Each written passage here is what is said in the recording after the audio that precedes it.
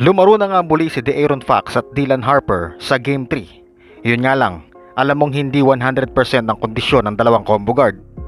Despite the fact na nagpapagaling pa lang talaga si Fox at Harper, ay nagpilit naman ito na mag-deliver para sa Spurs. Kumamada si Fox ng 15 points, 6 assists, and 7 rebounds, samantalang naka 6 points lamang si Dylan Harper. Sinurpresa nga nila ang buong Spurs Nation sa kanilang pagbabalik. Yun nga lang, hindi na nagawang nakahabol sa OKC. Maganda pa naman ang run ng Spurs sa first frame, 15-0 run. Pero back to reality, ang basketball ay hindi pang first quarter lamang. Kuhang-kuha ng OKC ang inis ko dito mga ka-teammate. Alam mong pinapaboran ka na nga ng referee ay nagpa-flop ka pa. Aside doon, bugbog ang inaabot ni Wembanyama at hindi magawang aksyon na ng referee. Kawawa sa loob si Wemby mga ka-teammate. Buti ko talagang pisikalan lang kaso may kasamang hawak. Itong si Hartenstein. Hindi lang yan, pati si J. Will, si SGA at si McCain. Kita-kita din ang paghaltak sa jersey ng mga OKC boys at still, walang pakialam ang mga referee. Tinawanan na lang ni Basel ang moment nila ni SGA sa sobrang nipis ng tawag kay Basel.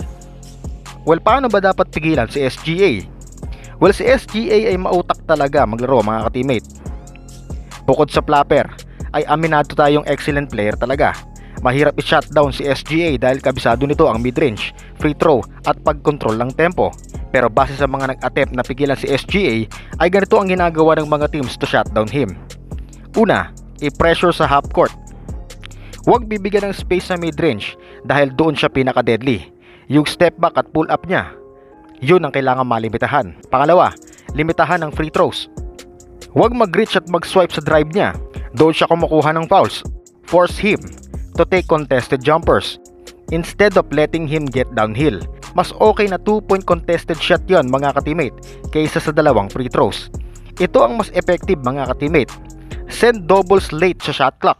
Kapag 5 to 7 seconds na lang sa shot clock, mag-send ng double team na siyang ginagawa na ng Spurs. Sa ganung paraan kasi mapipilit siyang mamasa because of late clock.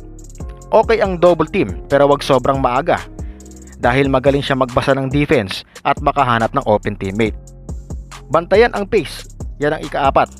Si SGA magaling mag-slow down ng game at mag-control ng tempo.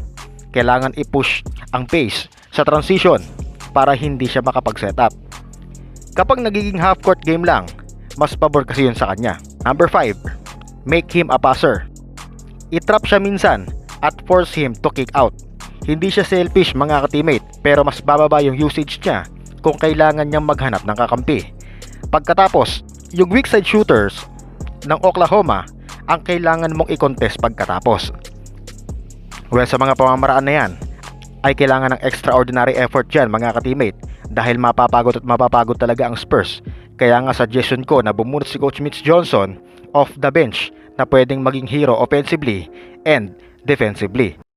Napansin nyo din na pinagsabay sina Wemby at Cornet. Well, relax si Wemby na mamili ng offensive decision. It's either loloob siya or titira sa labas dahil may aasahan siyang rebounder sa katauhan nitong si Luke Cornet. Yun nga lang, kapag inuupo si Wemby, nabubutas ang paint. Kumbaga, walang rim protector. Well, may pag-asa pa ang San Antonio Spurs dito.